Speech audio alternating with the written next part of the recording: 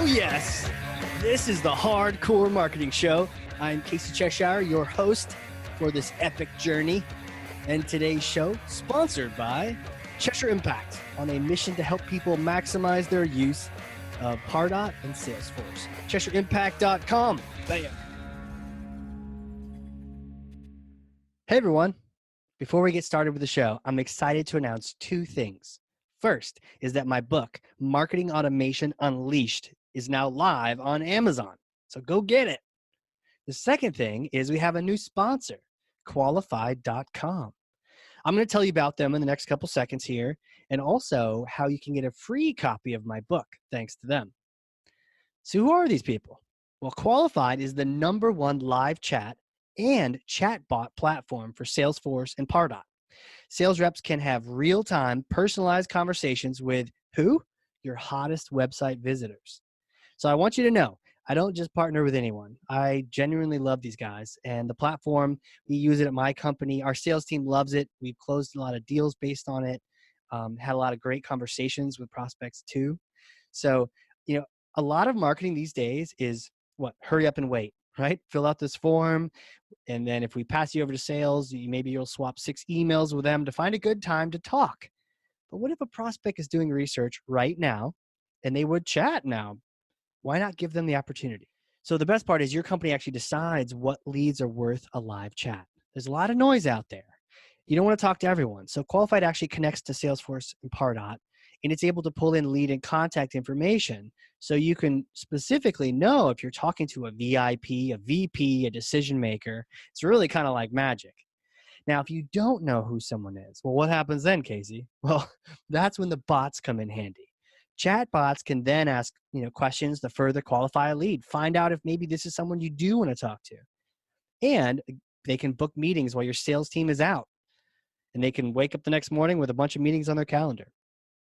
Now, here's the promo. If you are a company that wants to give your sales team this ability, right, to be able to talk to decision makers right when they're on your website, do this. Go to qualified.com and start a chat, right? They use their own tool, of course.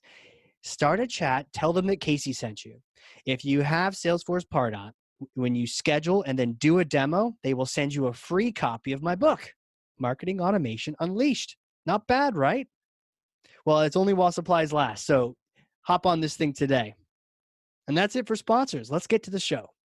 And here it is. Yeah, another episode of the podcast, ready to rock and roll. I'm coming at you live from Studio B in the coronavirus bunker at Cheshire Impact headquarters, and I am stoked to introduce my guest today. He is someone that I have known for a while, someone I get to work with.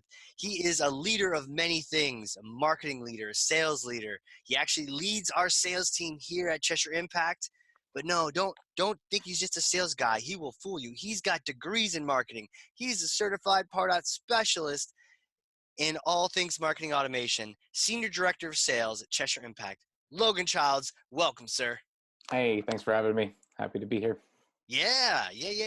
So, hey, man, the theme is just aligning marketing, aligning sales, and throwing in technology just for bonus measure. So I want to pass you an imaginary Thor's hammer because the real one's back at the office. Take that hammer and smash for me some kind of marketing myth, bogus strategy, misconception. You want to set the record straight. Yeah. So I was going back and forth with this, and I have 2 different ones that I want to address. The first one being dress for success. Everybody always told you to wear a suit and tie and you're going to be more successful. I feel like that's a myth that we can smash right away. Yeah. I mean, where do people think? You got to wear a suit and a tie? You got to be dressed like IBM to sell something? Or what's the... I feel like the perception is if you dress like you're ready to go about the business and wear a suit and tie, look professional, you're going to be more successful. I had a job probably 7 or 8 years ago now where I didn't see anybody. I saw 3 people in the office total, but the dress code was business. So I wore a button down, I wore slacks, I wore dress shoes, and nobody ever saw me. And her logic was if you dress like a professional, you'll perform like a professional. I just don't feel that's true. I've outperformed myself 1,000 times since I've shifted to hoodie and t-shirts. it's more comfortable. I have more confidence in myself. I don't feel like I'm in this chokehold with my tie on where I can't be myself. Right? I feel like confidence comes from who you are, and hoodie and t-shirt is who I am. Wearing a hat is who I am. Having messy hair is who I am, and I'm really confident about that. And it's worked, and it's worked tenfold from what my days as suit and tie guy were. Yeah, nobody told Einstein he had to comb his hair, right? Or maybe they did. Maybe there's some department chair who was like, Einstein, your look is not exactly in time with the decade here. We need you to slick that hair back. But of course he did wear a tie. But I hear you, right? That the constrictingness, it's just not you. You want to feel in your element. You want to feel able to just be yourself. Right. Yeah, and there was that phase there where Zuckerberg was wearing the t-shirt and pants, and you wear your Mountain Dew t-shirt all the time, right? Take the thought out of it. I still think that fits back into what you're comfortable with, right? You are comfortable in your Mountain Dew t-shirt. Zuckerberg's comfortable in his gray t-shirt. He doesn't have to think about it, but that's who he is. That's who you are. And it just builds your confidence. So when you are talking to people, you're not worried about this thing's choking me, or I'm sweating and I'm uncomfortable. That's so true. That is that capsule wardrobe, right? I still use those Mountain Dew. I have like 10 of them. I have to tell everyone that because they're like, dude, is that the same shirt you wore yesterday? And see, now I only wear them to the gym. So like Mountain Dew t-shirts every day at the gym. People are like, whoa, man, you wear the same stinky shirt every day? Like, no. I got 10 of these. It's all good. I do laundry. Trust me. Yeah. But yeah, you're right. It takes the thought process out of things. There's a reason Steve Jobs was like, turtlenecks and jeans. He was like, I got important decisions to make. The iPhone or the iPad? What do I do next? Right. Can't be thinking about what kind of trendy shirt to wear to the office. It's the Doug and Bart Simpson logic to dressing, right? You got a closet full of the exact same outfit.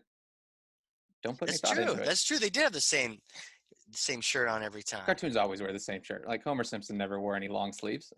Can you imagine? Right? Hey guys, this week we need Homer to wear the long sleeve. It's like, oh no, like all their sketches are out the window. They got to redo everything, or like paint sleeves onto them. Yep. Man. So be comfortable, huh? Like, because somebody else had smashed the myth, the idea of just, it's okay to swear in the office. And I like this myth because it's like, hey, wear what you want to wear, especially as we get to being more and more remote cultures, or remote teams like ours. You could dress up and it'd be just for yourself. So the whole point is to dress, what's going to get you to 100%. Exactly. Yeah. I guess there's someone out there that they would throw on a 3-piece suit and a vest and they feel comfortable. And if that's what you're comfortable in, then great, right? Like Barney from How I Met Your Mother. He wore a suit because he liked wearing a suit. Yeah. I wear a hoodie because I like wearing a hoodie. Yeah, we should get someone on the team that just likes wearing suits every day. That'll be fun to see him wearing like a top hat, logging into the Zoom meeting. Hey, top of the morning to you. Someone from England. We got to get that. We got to get someone from England on the team. British people like the 3-piece suit. Do they? I just assume they do. Yeah. From the storybooks.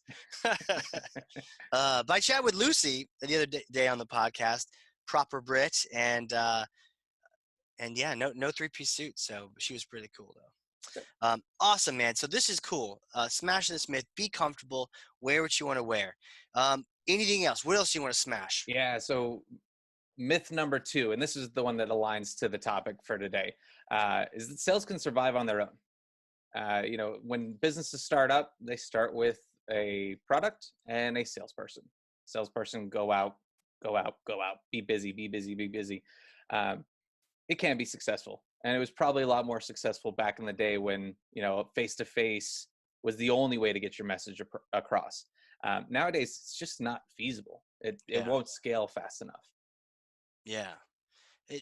It's like the old school model. Again, like wearing the old school tie, and then at the same time, that old school model, like, all I need is a salesperson and someone to build the product, and I can make that happen. So there's still, even if there isn't a marketing person, that function still exists. So is then sales just wearing like several hats? Yeah, what you see a lot nowadays, right? You get the sales and marketing director, VP of sales and marketing. There's got to be thought leadership. There's got to be brand awareness. Salespeople typically don't come up with that thought leadership stuff, right? If you're that hybrid role, you better focus on your messaging so that you can push the value of what you do and what your product does or what your service offers. Got it. So even if you don't have that formal role there, you still need that brand, you still need that thought leadership. What does that do for sales? How does that empower you to do your job better? Increases tenfold. Yeah. So I mean, we work off of the Challenger sales model.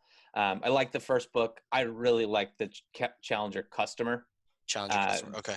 The idea of commercial insight plays perfectly with what we do and what I believe as a sales leader, right? You can't go out and push product and you just become a pushy sales guy. You're going to be a used car salesman saying, hey, you need this RAV4 for whatever reason. No reason, right? You're just pushing a product. Where commercial insight educates people, right? The idea that they talk about is not just saying, hey, our product's great, do our product.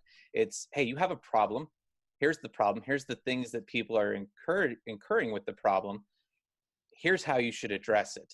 Then by the time that lead becomes marketing qualified and passed to your sales team just reestablishes the value that you do as a business. Hey, we've identified your problem. We've identified your issues. We know that there's a solution. Did you know that our services offer that solution to solve your problem? I like that. Identify the problems and the issues, be able to address those. You mentioned the Challenger sale versus the Challenger customer. I know two good books. And what's your take if you were to, like a synopsis or on the first one versus the second one? And then it sounds like your preferences for that second book. Yeah, the Challenger sales is about identifying the right people who are going to help you increase your value as a salesperson, right? Who is your mobilizer? Who's going to get you to the right people who are going to make a decision? It's really about you as an individual thinking about the processes and the steps that you need to go through to build that deal, to build that opportunity for you. I really like the Challenger customer, and it ties in perfectly with what we do at Cheshire Impact because we focus on the thought leadership side. How do we tie all of our marketing efforts with our sales efforts so that it's a unified revenue solution versus these siloed groups, which the Challenger customer really highlights that. And if you can educate people to the point where they're basically raising their hand to say, I need to talk to you because I know you have a solution, your sales cycle is going to go way faster. You're not going to have to go back and forth on what value we're adding. You know the value from your education phase. Makes sense, right? Like, hey, let's work with you, Cheshire Impact. We read that book. Right.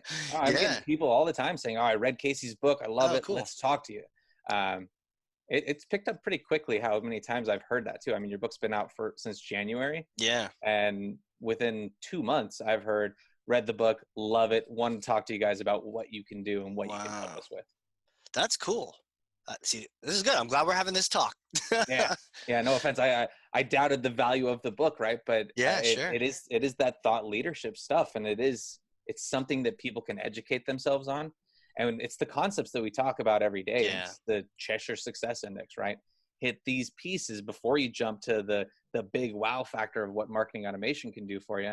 Get your foundation set, right? Focus on your strategy and process, and then all of the return is going to start showing itself. Right. What's say like number one or the top three things you want from marketing? You mentioned a couple of them, but like, I like the idea that sales needs marketing, marketing needs sales. So like, as you're looking at a marketer, if you could prioritize the things that they do to help you, what comes to mind? Yeah. This is going to be very cliche, and it's right into Cheshire Impact. Man, this show is all about cheese. Cause you know what? Cheese is usually true. When something's cheesy, it's usually probably been true for decades. Yeah. I mean, we talk about it in every implementation or even any support call that we go into, right? It's the idea of capture, nurture, automate. I want the best qualified marketing lead. What happens nowadays is that everybody just passes anybody who fills out a form, anybody who's got a name or an email address, you're a qualified lead for us, which isn't the case, right? And we had that conversation yesterday about asking the job title question, asking what industry you're in, asking how big your marketing team is. I want to get a better qualified lead passed over, and that's all done through capture.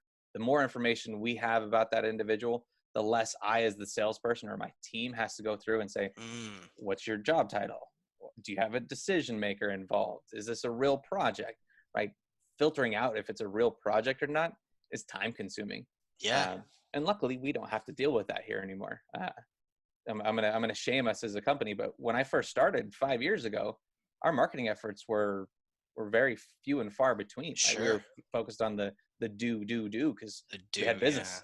And you did a great job of marketing yourself to the Salesforce community, that they knew you and that thought leadership was still there. But now that we've added a full marketing team and you're driving our marketing efforts, the quality of lead that comes over is above and beyond what it was before. And it's not just reliant on that Salesforce AE channel. We're building pieces of content that people are reaching out for. The Hardcore Marketing Show is a great resource for us. Yep. Pardot Life Hacks is a great resource for us. I mean, just so many different pieces that are driving that marketing qualified lead, which has got a lot more detail for me nowadays than it did before. I like that. This is cool because this episode is almost like, how Chesh does sales. So kind of like, how does Pardot do Pardot? How does Chesh do sales, and behind the scenes, and like an interview with Logan, who's running the show here. So this is cool. Good insights. So the capture, nurture, automate, the qualified lead, people that get to you and they know what we do. They already know the game, and they're asking you. I think we saw that email the other day, like, I'm trying to give you money, please take my money. That's like a qualified lead right there. That's someone who wants to talk, and I'm sure sales is happy to reach out to those kind of people. Yeah, those are quick ones, but I mean, it makes a huge difference, right? And the quality of life becomes a better thing, right? People that are having a good quality lead have a better quality life because they're making more money. Right. So is that capture, nurture, automate the idea? Those are the top three things you're thinking? Those are my top three. Yeah. Wow. I mean, like I said, it feels like you read that in a book somewhere. I don't know. It's crazy. It's cheesy, but it's real and it's legit. I mean, yeah, that's cool. What do you think marketing needs from sales? If you were to flip it around. Yeah, which ties into the first topic of our CSI, right? It's about that segmentation. So as I'm having conversations with my marketing qualified lead, I need to make sure that I'm updating my CRM so that marketing knows where they stand from a qualified perspective, a data perspective, right? If I put that they are only interested in talking Pardot or only interested in talking Salesforce, I put that as a field so that marketing can pull that information back and use that in the journey that they build, right? So the nurture part is, we're going to pull it back to the top three things. The nurture is not just nurture until we get a marketing qualified lead. It's nurture throughout. Because if they're not sales ready, I want to push them back, because I don't want to follow up with them in 6 months and say, hey, Casey, I spoke to you 6 months ago. Anything changed, right? It adds no value to your day. You're just like, damn, this guy again. Why does he keep calling me? Another sales guy. But if I can call you and say, hey, Casey, saw you had a chance to look at the white paper. Is that relevant to you? Is that where you sit today? Let's talk about it. And you'll eventually raise your hand again anyway, if we're continuing that thought leadership message. Right. I don't need to reach out. You're going to reach out when it's time. Wow. Cool. I like that. You hear that, sales? Update those fields, because marketing can use that to better nurture. That makes sense. It's like a two-way street, back and forth. Yeah, definitely. Cool. We get a lot of clients that are transactional, right? And so they've got deal going and going and going. Yeah. I always tell them, like, you need to be looking for that opportunity status, opportunity stage, so that when you've got a prospect that's ready to sign your contract, the last email that they get is not, hey, we're offering 25% off, buy today, you'll save money. Your sales team's going to hate you if that happens. Right. I think it was actually Zoom. It was someone that happened. Poor Zoom. I mean, we love them, we're on them right now as an app, but pretty sure we were about to buy, and we kind of negotiated things down. We were about to sign, and I got an email from Zoom marketing saying something like 25 or 30% off, some deal. And then I just forwarded that to the rep and was like, I want this too. Oh, it's terrible. The guy's like, marketing, I hate you. Don't do that. You're wrecking the deal. You should be sensitive to where that deal is in that opportunity. Now, if that rep hadn't updated the opportunity status to show that this Casey, Cheshire, and Cheshire Impact they're about to buy, put them on radio silence or something. Don't send them fresh deals. Right. If he hadn't done that, that'd be on him. But either way, they got to talk. They got to iron things out so they don't step on each other's toes. Oh, yeah. Well, when we talk about segmentation, everybody thinks it's about who I'm sending this message to, right? Segmentation is all about who I'm not sending this to. So I need to be able to add a suppression list to this journey. If I don't, then again, you're getting 25% more than you already negotiated. which I love that. Can you say that again? Segmentate. It's like not just for who it's for, but it's who. Wow. It's who you're suppressing. Yeah. I talk about this constantly just because I don't want messaging going out to irrelevant people. Yeah. Right. When everybody thinks about buyer profiles and segmentation and using dynamic lists, it's okay, who do we want to send this message to? But that's not always the case. It's who do we not want to send this message to? Because somebody that's in your customer profile might meet all that criteria in your dynamic list. But if they're not relevant for that message, why send it to them? Yeah. You know what? We give so much credence to who to send to. Even in Pardot, you know, the include, what list do we want to send to? Oh, 9 different lists. Great. But you're right. The who do we not want to send to? Who can we, exclude? Who can we suppress from this list can have just as much value. You keep your message that has no relevance to someone away from the wrong people. That's cool. Yep, exactly. We probably should get in more of that mindset. I think sometimes in marketing, we're always like, the bigger the number of people we've sent to, the better. I sent to 1 million today.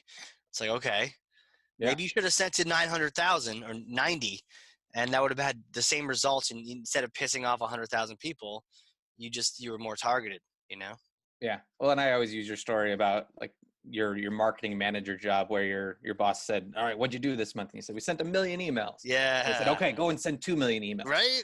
What value does that really bring? Zero. Nothing. It's just putting more likely that people are going to put you in your spam folder and then you'll never hear from them. So targeting messages is huge. Make it relevant, make it personable.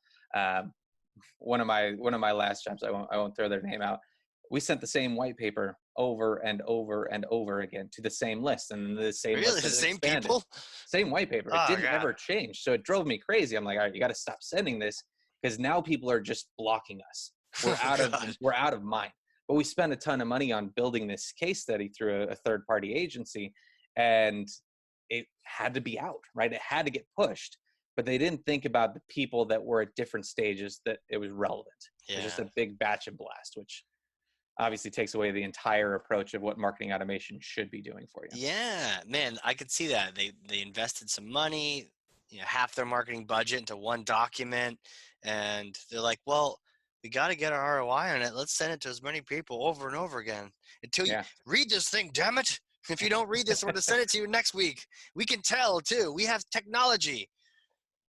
This is going to jump ahead and tell you a little bit about me as a person. But when I was a kid, I always had this idea, like, why don't I just send out a mailer that says, give me $1. I send it to 5 million people. If 1 million people give me $1, I have $1 million. Like, that's the same logic, but it doesn't work because nobody really cares about your message, right? Give me $1 doesn't add any value to anything. So it's the same approach with batch and blast email. Like, you're going to get hurt more than you will benefit. Interesting. You get hurt more than you do the benefit if you just blast it out there. That's probably right. It's probably right. If you're not, people don't think enough about the recipient, It's like, it's a number on a spreadsheet somewhere. And you're like, okay, whatever. Let's blast this thing. You're like, okay, you just interrupted someone's day. Right. Well, it comes back to your boss, right? Your KPIs were how many emails did you send? How many of them got delivered? They're taking the same KPIs and saying, all right, well, we sent 2 million emails today. We need to send 2.5 next week. Yeah, imagine I told him, well, last month we sent 1 million. This month we only sent 49,000. He'd be like, what? Yeah. What are you doing? You're not doing your job, And maybe it was the right 49,000. So it's tough. You got to get the whole organization on board with this sort of thing. No, absolutely. Yeah, I also talk a lot with our clients about kind of moving out of the standard KPI thoughts. Your KPIs are what's justifying your job, right? But when it comes down to it, and times like these when marketing is possibly the first ones to get cut because it's overhead and you're worried about the economy and depressions or whatever, if you can justify revenue as a marketer, why would we get rid of you? Right. Marketing generated $2 million last year. Okay, cool. Let's keep marketing. Let's cut our sales staff a little bit. Don't take that as word anyway. Right. Don't cut the sales staff. Keep the sales staff where they are. Definitely not sales or marketing for sure. No. We're generating revenue here. Generating revenue, exactly. And that's the approach. You need to generate revenue. And if you've got these siloed KPIs that are only focused on your marketing metrics or on your sales metrics, and you're not working as a team, then you're missing that big point of where can our extra revenue be coming from? Yeah, for sure. Totally true. So I know we're talking marketing automation here too. Do you remember when you first started using it, when you first bumped into? I do. I Yeah. do. And I get reminded of it almost every day. So my first experience with marketing automation was at Veeam Software. Okay. I was an SDR, BDR, like entry-level salesperson right out of college, had no experience. We used Pardot, actually. My first go around, we used Pardot, and I was getting just a daily notification. We didn't have any integration into Salesforce. It was just, hey, here's your hot leads. Yeah, we were pretty basic with it. But it was just a daily notification. Hey, here's your leads that have done something on your website or have filled out a form. Yeah. And we had to go and push those into the CRM and use them from there. But I knew immediately, all right, cool. I'm going to focus on the people that have actually done something that's real, right? Right. Downloading a white paper, it doesn't really help. Somebody that requested pricing or a demo or attended an event, like that was the topics that I wanted to focus on. And my job was to set a meeting, right? Set a meeting for the account executive so that they could be the sales guy and they could close the deal. But I had enough information that I could start to build a case for those individuals, right? I started to build the need and the interest. And then when I passed it over to my account executives, they were just closing them left and right. We had the highest number in the company, and we achieved our highest number. And my sales guys had to do way less than probably what they were expecting. Mm-hmm. Wow. So you got a chance to see it live in action from the sales side. From the start too, which was great. Cool. Unfortunately, about a year and a half in, Marketo came out and they decided that, all right, we need to make a switch. So this is where I kind of hear my story all the time. Oh no, that company switched to Marketo? We switched to Marketo. Oh, gross. Like the insights, the best bets, they were still good. But as an SDR, I was burning through calls, right? I had 150 calls that I hit every day. So as I was going through, I just call because scores would be really high. Yeah. What I hadn't taken into consideration is they didn't have any buying power. So when I got to Pardot and I started being an account executive at Pardot, and Adam Blitzer and Derek Grant explained to me the value of what score and grade can do for you and how it separates the person's interest versus your interest in them, that changed my life. And when I started doing my demos, I always told this story about when we switched to Marketo at Veeam. I went into this as, all right, this person has a high score. They're going to be a good lead for me, right? They should buy. The story that I told in my demos, and I hear it over and over again today. Pardot AE still use my story, which is kind of funny. Use your story. That's funny. It's weird to be on that call when you're like, I know this story. Some guy with a beard back in the day. So anyway, I got this lead that had a score, and the score was 666. So my idea as a smart ass is, oh, this is bad. I stood up on the sales floor. I'm like, I got a lead 666. Like, this is just downhill. I know it's going to be bad. I called that guy for 6 months. And every time I called him, I'd follow up with an email. And every time I'd email him, his score would go up because he'd download the white paper. He'd open the email. He'd go back to our website. 6 months, I did the same process. And I started to space it out. But as an SDR, my mind is, all right, every time I send him something, he's still interested. Might as well keep pushing it. Right. He called me back and was like, dude, you got to stop calling me. It's like, you've called me for 6 months, like every week. Like, I'm not going to buy anything from you. What it turns out is that he was a student and he had an internship there. So he was just doing research on the company. And it wasted so much of my time. So score and grade marketing, it's a huge, huge value if you can build a true grading model from the get-go. Let your salespeople know who's coming over. Let them know that they're a good qualified lead. And this ties back to our MQL situation, right? The more information we know about these people, the better we can target them, the better quality of lead will get passed over. Yeah. Wow. I think a lot of people are listening to that story thinking like, oh, maybe, like, oh, 6 months later it worked. No, that's not the moral of the story. Moral story is he was right. It was an omen. This was going to be a bad lead.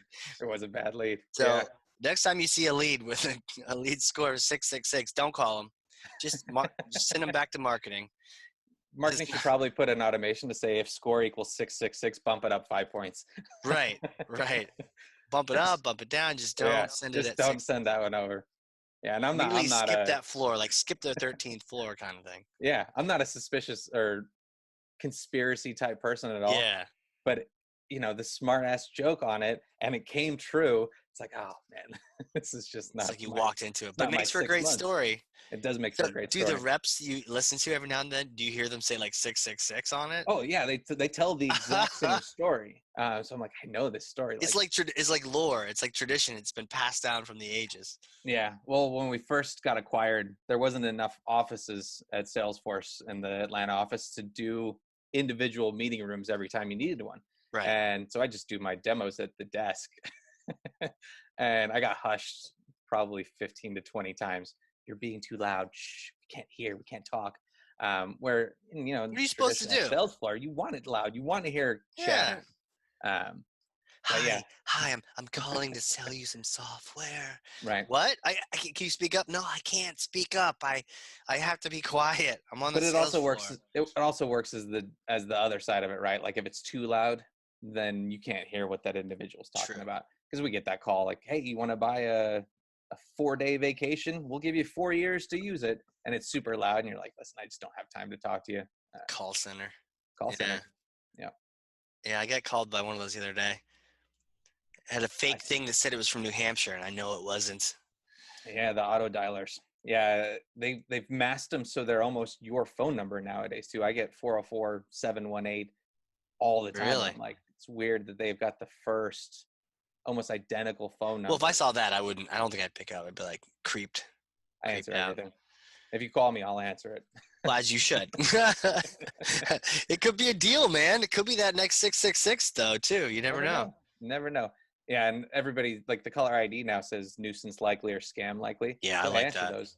But one nuisance likely was my kid's son, and it was a school nurse, so I answer everything. Whoa, wait. It said nuisance likely, and it was a school nurse? Likely.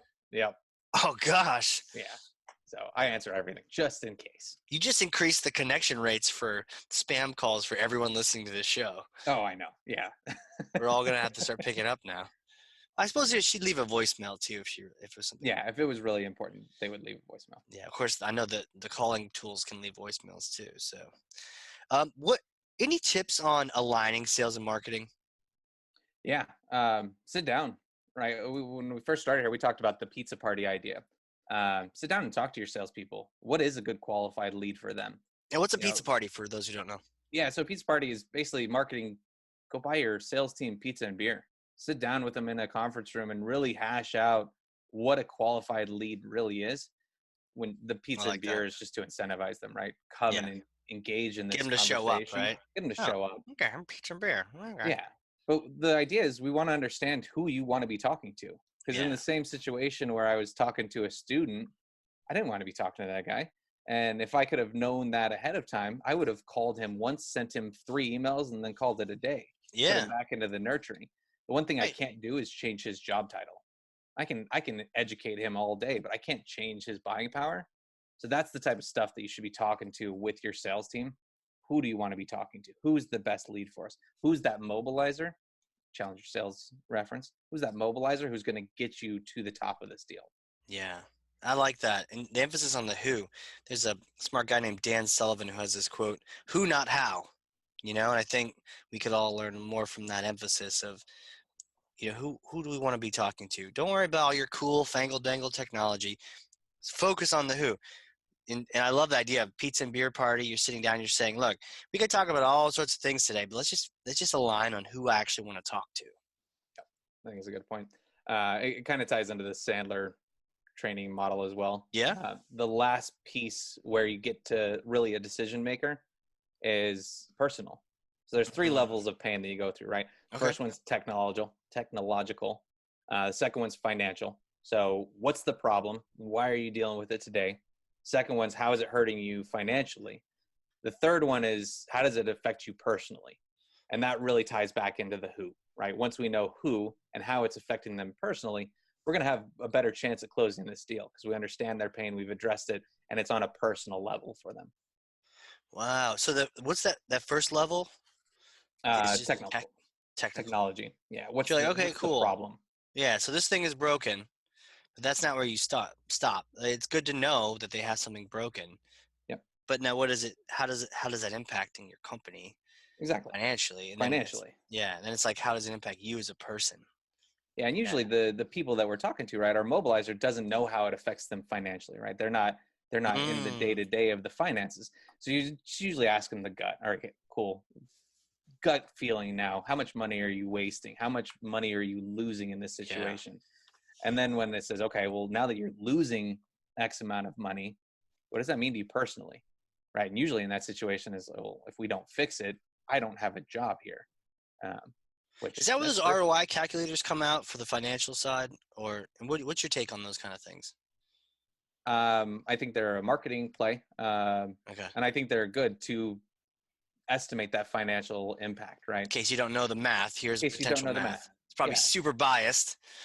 Right. And you might not get there. Like some of the calculators are super inflated, but it gives you an idea of what you could potentially be getting back. And if you're even missing a fraction of that, like if it's a 20% increase that they're promising me and I can get 5 of it back, great. I've increased my value as a marketer or increased my value as a salesperson worth 5% more. Yeah. So it just helps the bottom dollar. You know, that the percent stuff is additive. You know, you save 1% here, 5% there, 4% here. You've got 10% all of a sudden. Yep. You didn't realize it. You didn't have to go for that big 10. You just got some little wins here and there. Yep. Goes back to our 2 million email conversation. Yeah, right? You don't need 2 million emails to get that one deal in. Right. Literally, you could send that one email. You could send one email, close $1 million deal, and be like, look what I did today. Right. But if I send 2 million emails and only 1% opens it, but if I sell 49,000 emails and 10% opens it, increases my value. Yeah, that's true.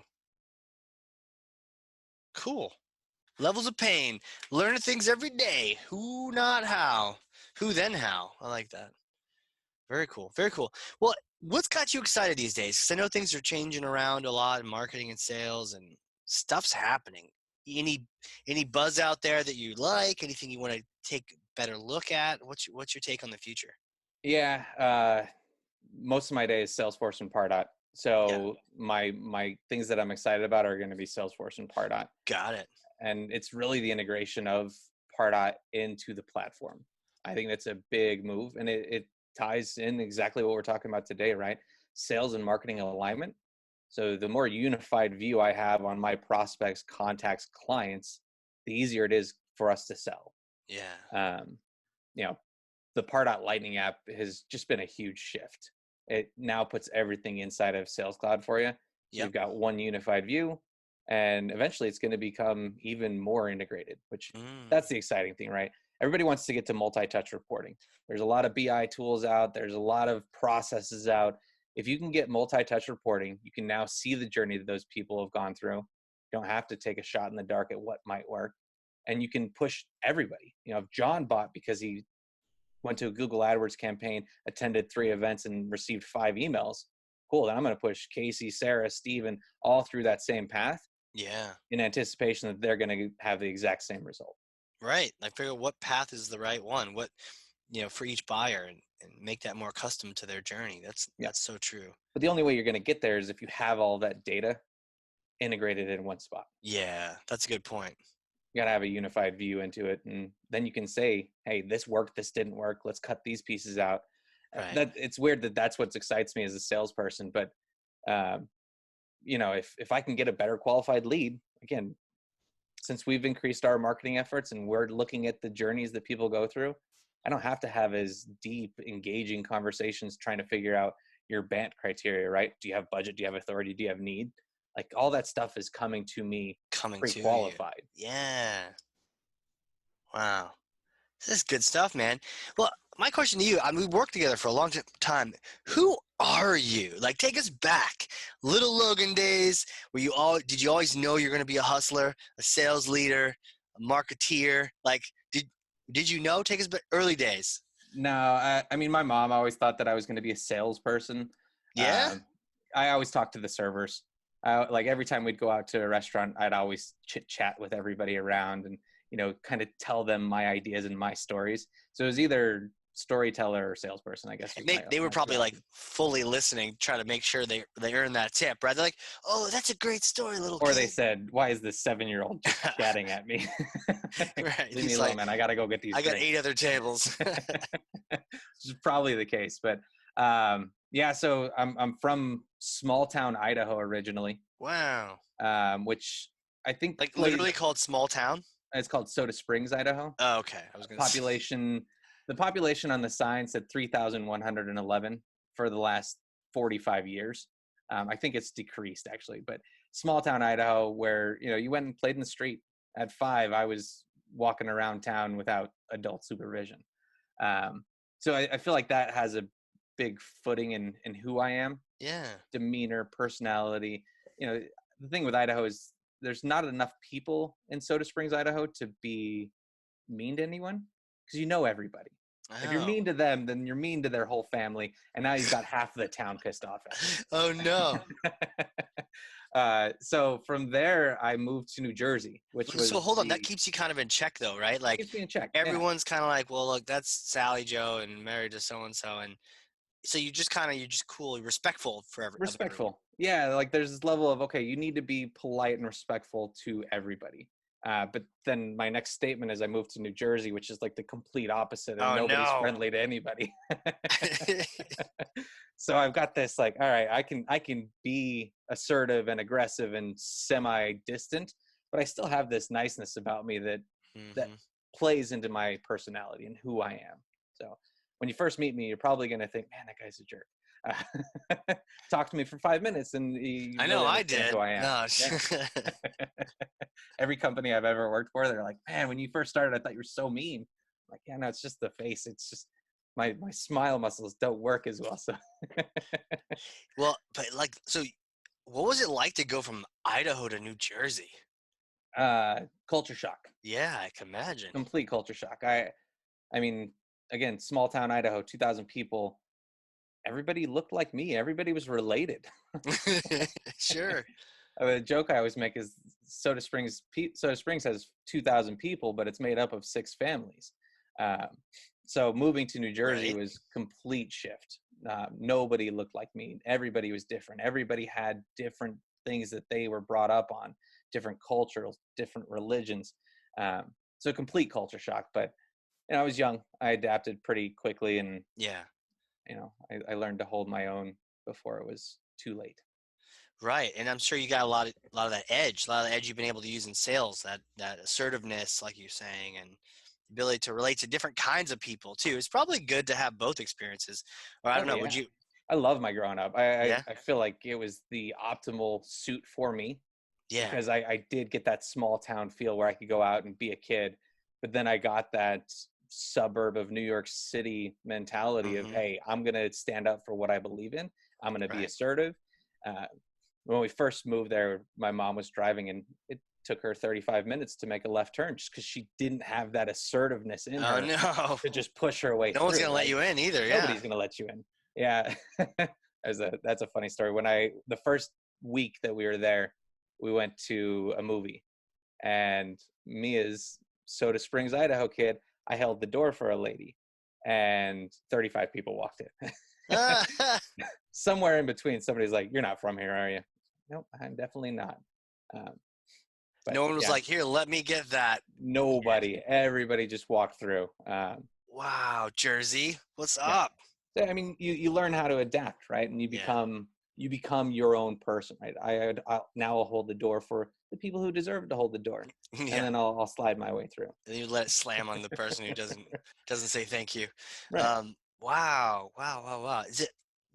And then eventually it was time to go to school, and it sounds like you went for business and marketing. Did you know what those things were at the time? No, so it took me a while to like choose school and go to school. So I'm old. I've always looked like this, but I'm old. Yeah, you look pretty old too. That beard just adds years to you. That's why I'm wearing a hat. So when I first started working, and school was never my favorite thing, right? Like I didn't like sitting in a lecture hall, writing notes, repeating stuff over and over again. It just wasn't what I was good at. And so it took me a while to get through school. I knew marketing could be an easy path. So I was like, all right, I'm going to go down the marketing path with no intention to be a marketer. I worked as a restaurant server for 10 years. So I figured, all right, I'll get a degree in marketing. I'll get a restaurant job. I'll become a restaurant manager. I'll walk that path. I quickly found out that restaurant is not for me, and I was going to be angry, but I'm too angry. You chose the marketing path because it sounded easy, and yet here you were working 3 times as hard as in a restaurant. I mean, that's work, man. Serving and remembering orders, and serving's hard. Pleasing every single customer's hard. Smiling, that's probably the hardest thing for me. I can imagine. Welcome to the Macaroni Grill. Yeah, the Macaroni Grill. Once they snapped at me, I was like, all right, this is probably not going to be. They snapped at you? Hey, server, right here. Like, oh, the customer snapped at you? The customer snapped at me. Oh, snap! So my response to him was, I wrote my name on the table upside down. There it is, right there. Call me Logan. It's fine. So I quickly realized that the serving restaurant industry was not for me. Just too short of a temper. I didn't get to express my ideas the way that I wanted to either. Yeah. You're a server. You're a cog in the wheel of this giant machine. Whereas the salesperson, I become a consultant. Right. So took the marketing career path with the intention that I'll just get a job. Knew that I had to have a college degree, which hopefully nowadays is way less relevant, because I don't think you need a college degree to do what 90% of us actually do. Yeah, agreed. It's good to help that education, and can you learn, can you follow through with stuff? But if you have the drive and you have the determination to follow through with stuff, I feel like college degree is way less important. Yeah. Yeah, if you can get by without massive debt, just pick it up, especially now in Salesforce, right? You just go to hit Trailhead, get certified. Suddenly you're an architect. Right. Yeah, exactly.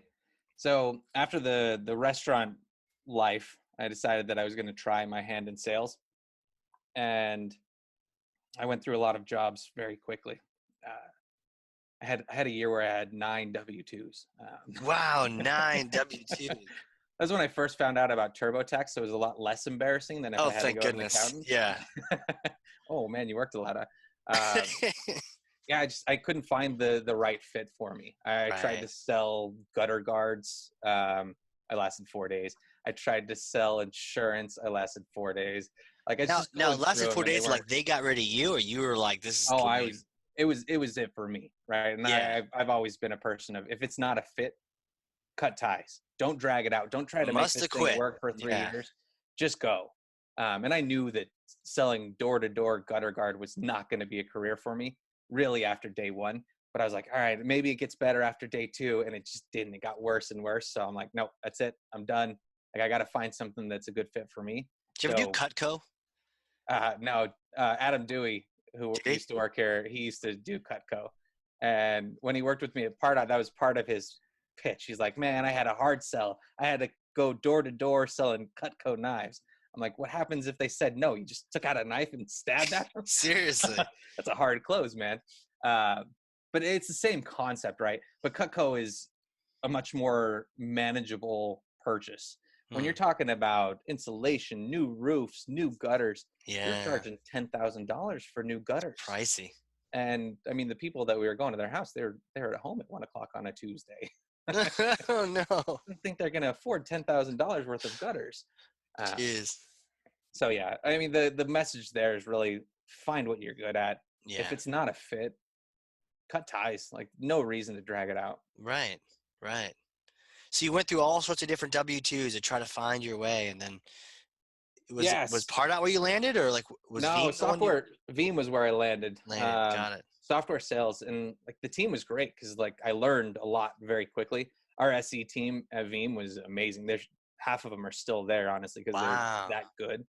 But they were the salespeople, right? They explained the value. They highlighted the need for the client. So I took that and I listened to every single demo because I wanted to take that approach. Mm-hmm. And when people are like, oh yeah, that makes sense. That helps me. That was really what I wanted to get into, not selling door-to-door stuff. Right. And then from Veeam, I got a job at Pardot. So about 6 months. How'd that go down? Yeah, so about 6 months before the Salesforce acquisition happened, Pardot's headquartered here in Atlanta. So it was a pretty small team at the time, and they just started reaching out like, "Hey, we want you to come in and interview." I interviewed. With Phil and Derek Grant, and got interviewed, got an acceptance within the week, and been history ever since. They're like, "Let's go, man. Let's go. Let's sell some Pardot here." Yep. And then long and the short, you Pardot, and then eventually we're working together. Yeah, I had one stint in between here and Pardot. I worked for a call tracking software, which really like the platform, really like the idea. I don't think a lot of US B2B gets a lot of phone calls. But it's great to be able to say, where did we get our phone calls, right? Because if somebody calls me, it's a hell of a lot more valuable deal than if I've got to chase you down 100% by 50 emails. Yeah. So love the platform, love the idea. It struggled to take off here in the US. But it really gave me a good education, right? I took the Pardot information and marketing automation approach that I had from Pardot and Salesforce. And then I tied it in with, UTM parameters and benchmarking in Google Analytics, buying ad groups in Google AdWords. Right. And now when I am here, like I have real thought-provoking conversations just because I've educated myself enough on what our clients are doing that we can have that thoughtful conversation. Right. So wow. this has been my favorite job by far. I don't know if I've thanked you for the job. Hey. It's a little weird, but I mean, I enjoy it. I enjoy being here. I enjoy waking up and putting my hoodie on every day and coming to work. Thank God there's no dress code, huh? Jeez. Exactly. I wouldn't be the one to institute one either. Man, what a cool story. We're often telling marketers that it's a benefit to get some sales experience. And I get the sense that you're a sales leader that has had the marketing experience. You got a chance to try different things out, see what it's like without marketing, see Pardot in action, get a degree in marketing, even to be able to know what some of the concepts are, have had those classes. I mean, I didn't get a degree in marketing. So it kind of gives you that edge. So you can then have those conversations with marketers. Yeah, well, yeah, definitely. And I mean, a big shout out goes to Steven Russell. He was my GM at ResponseTap, and it was just so much help, right? He really made me think about this in a different mindset. It's not just email. It's not just social posts, right? It's everything that the marketer is doing in the background that they need to be talking about. That's what they're being tracked against. That's their KPIs. So a huge shout out to him. He's so helpful. Really got me the education that I needed to be way more powerful. Nice. Yeah, definitely a shout out to him, man. That's awesome. You meet some wizards along the way that can kind of teach you things and share with you knowledge, and you're able to share with all of us today. That's fantastic. Well, and he said it in a British accent too, so it's just even better. I believe everything British people say just because of the accent. Agreed. I mean, it's completely honest. I don't know how the Revolutionary War happened, They're like, look, oh yeah, that's fine. You want to take cheers. We need to tax you all because we need to pay our bills. Oh, okay. All right. Well, sounds right. Sounds right. Yeah. Yeah. You said it with that accent. We need to increase all taxes. Oh, well, I believe you. I mean, maybe we're just too fresh. We were just come from that accent that we were like. They all had that accent already. We know your game. They weren't Americanized. Right, but now it's like it's a magical accent. I don't think they think the same way about us. I'm not sure. No. I'll have to ask Lucy. Hey, thinking back on all the W-2s and all the different places and times that you've tried things and explored, if you were to get in a time machine, hypothetical, I have a time machine here in Nashua, and you go back in time to when your career first began, maybe like you just graduated college, what would you tell yourself, knowing what you know, having experienced what you've been through? So I would probably go back before graduating college and talk to myself in late high school, early college, and it's just get it done. And again, I hope it's not as big of a stickler now, the college degree, but just get it done. Get to what you're good at as quickly as you possibly can. Get through all the mundane stuff, right? I feel like college is mundane. Come sit in a class every day, 12 hours a day, get your credits, get the education. the education, I don't use it in my day to day, right? I don't talk about supply and demand. I don't talk about economics on a daily basis. Right. I use the understanding of what I have, but I can get that from the news. Just get through it. Get to a place where you're comfortable, where you're benefiting yourself as quickly as possible. If I could be in my spot now 10 years before, because it took me that long to get through college, I'd be ahead, right? I'd be way ahead. Yeah. I wouldn't have wasted so much time.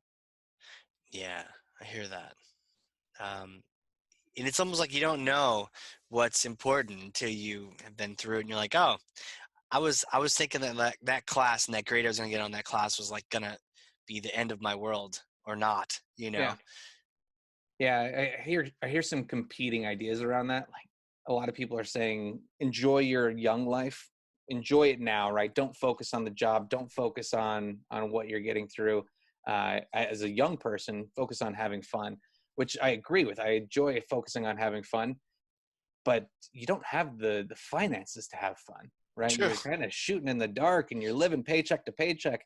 There were so many times where I was working as a server where it was the 30th and I didn't have rent.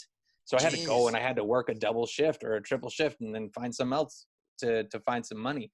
It's nice to be able to have fun, but if you can get through that phase of your life, get to a stable position where you're at enjoying your job, then you are having fun. It is enjoyable. Right. And hopefully you're building enough security blanket for when you do hit 55, 65, 75, whatever the retirement age is going to be when we get there, that you can take off and enjoy those later years. They always talk about the later years, you know, and it's like enjoy them now. By the time you're whatever 70, are you going to be, you know, jumping off cliffs in Thailand and doing all the things? It's got to be things? that middle ground, right? Like, it's got to be. I need to do the fun things that I can now, but I also have to have the money that I can do those fun things now. Right. And if I can be a 75-year-old jumping off of a mountain, yay me. I'll probably be sitting on a stoop somewhere in Idaho. Yeah, you think so? I'm going to be an old person very quickly is what I'm fearing. No, you guys go. I'll be fine. A day's going to come, you wake up and you're like, yeah, I'm good, guys. I'm going to be sitting here in the resort, drinking a old fashioned. Scooters, no bikes. Yep. Just move down to Key West or something and, you know, grow the hair long, the beard longer. Yep. Call it a day. Gandalf. I could pull off the Gandalf look. You could pull off the Gandalf look, I think. You hear that wispy thing and you're like, let me move this thing in here and around. You open the door for your beard, let it come through first, and then you follow after it. Exactly. Yeah, for sure. You know, what are you doing? You're traveling outside of work. You mentioned travel a little bit. When you're not crushing your sales game, you like to get out. What kind of fun things do you like to do when you get a chance? Speaking of fun. Yeah. I like to bullshit. I like to talk. Logan Childs? I like to talk to people, which is probably why my mom thought I was going to be in sales at a very early age, right? I like to talk to people. Yeah. I like to tell stories. It's just kind of second nature to me at this point. Like the serving, the talking to people as a young kid, the sales job. I won't talk to you on the phone. So don't call me on the phone in personal life. I'll talk to you on the phone as a salesperson because that's what I do. But I want to be around people. I want to be sitting, having a conversation, having a drink with somebody. That's what I really like to do. I do like to travel. I like to meet new people. I play basketball every Saturday. So that's something that I'm very adamant about. I don't know how good I am. I feel like I'm okay. But I just like to get out and play every Saturday. I could play more than I will. But again, I'm getting old very quickly, so my knees go bad. Well, you got to get out there before those knees. Well, you know what? These days, you get a new knee. Right. Just get it replaced. Golf. Yeah, just get a new knee. New body part. 3D print it in your home. Swap it in, swap it out. Yep. What would be a place you'd want to visit you haven't been to? Wow, I don't know. I haven't thought about that. And if you did know, what would you say? I like mountains and I like lakes. So my sister moved to Coeur d'Alene, which is northern Idaho. Okay. And if you've never been, or if you're not familiar with it, look it up. It's ridiculous. It's so picturesque. The mountains up against the lake, pine trees. that's my ideal type of place. Like I like to go to Seattle a lot, like to go to Washington. It'd probably be something along those lines. I'm planning to go to Banff next year, maybe ski Whistler. Like Nice. that's what I want to do. I like being in that type of environment. Not so much a fan of the beach. I like the beach. I like looking at the beach. I don't like sitting on the beach. It's hot. It's sweaty. There's sand everywhere. Yeah. It's like I like the idea of the beach, but then when you actually get there, like now you're just trying to hide from the sun and not burn. Right. You know? Yeah. And we're pasty pale people. We Yeah. lobster very quick. We burn automatically. It's like an automatic thing. Yeah. So getting up to the mountains and lakes and that kind of thing, that sounds like fun. Yeah. How long they got Wi-Fi? I don't need Wi-Fi. Honestly, my ideal situation is where my phone does not work. Oh, I like Wi-Fi it. is out of it because I can sit and talk to you for hours and I don't need to look at my phone. Yeah. The addiction is when you have Wi-Fi, you look at it just to see what else you're missing out on. Mm-hmm. When you don't have to worry about it, who cares? That would My be screen kind time of goes a down. it'd be kind of a value add, right, for a place like that where they're like, hey, and no Wi-Fi and light cell reception. Like, oh, that's kind of novel in today's world. Yeah. You go there. Have a landline. When was the last time you saw a landline? I Besides know, going to your right? mom's house. Actually, That my would be mom doesn't cool. even have a landline anymore. I know. Mine do. It doesn't make any sense, though. The only people that call landlines are selling something. It's crazy. Yep. Well, this is awesome, man. Where can people connect with you if they're like they want to get more of this Logan Childs mantra? You want to get out. Yeah, you can talk to me daily on CheshireImpact.com. So shout out to the sponsor. We do use Qualified. Nice. I'm sitting on Qualified. So if you want to have a chat, I'm there. You can reach me on LinkedIn. You can reach me on email, logan@CheshireImpact.com. I am on Facebook. I am on Twitter. My Twitter is Logan-Childs23. So I am available. I am always open to chat. You can also find me in the success communities for Salesforce. So I am on there answering questions. We really focus on the idea that it's a community. And if I can give you some low-hanging fruit help, I definitely will. I like that. And you mentioned you're on the web, you're like on chat. So you're on Qualified on Cheshire Impact. And you're just, so if people want to talk to you like right now, they can literally go to the website and just chat you up. Absolutely. That's Yeah, cool. I've got the app open right now. If you're not familiar with Qualified, definitely look into Qualified. It's great for sourcing leads, right? It's not going out and doing your Google AdWords and your SEO type of thing, but it's getting them to the front of the line. So if somebody really wants to chat with us right now, they'll push the call button. They'll push chat with somebody today, and we'll have a conversation. Sweet, man. Well, this is cool. This has been really cool. Thanks for coming out here and just giving me all your knowledge and just chit-chatting for a bit. Hanging. Yeah, thanks for having me. What'd you call it? Bullshitting? Bullshitting. Yeah, thanks for bullshitting with me, man. I appreciate it. No problem, man. That's what I'm good at. For everyone else listening to our bullshitting today, if you learned something, and I know you did because I literally have 2 pages of notes front and back, then share this with someone. Be a thought leader to like one person. Logan was talking about thought leadership earlier. Be a thought leader to someone, another marketer, friend, family. Get this information into their hands. Forward them this episode. Tell them where to go listen. And yeah, for sure. Hit up Logan. Chat with him on all those platforms, on Cheshire Impact, try out Qualified. And this has been fantastic. Thanks again, Logan. Appreciate it, man. Yeah, thanks for having me. Thanks, everybody. All right. For everyone else out there, it's been the Hardcore Marketing Show. We will catch you all next time. All right. A big thank you to today's sponsors. Cheshire Impact, helping marketers and sales win, maximizing the use of Pardot and Salesforce. And a big thank you to Qualified.com, the #1 live chat and chatbot platform for Salesforce and Pardot. Remember the giveaway. If you have Salesforce Pardot and you want a free copy of my book, Marketing Automation Unleashed, then you go over to Qualified.com, engage in a chat, do a demo, and tell them that Casey sent you, and that book will be on its way to your door. All right. We'll see you all in the next one.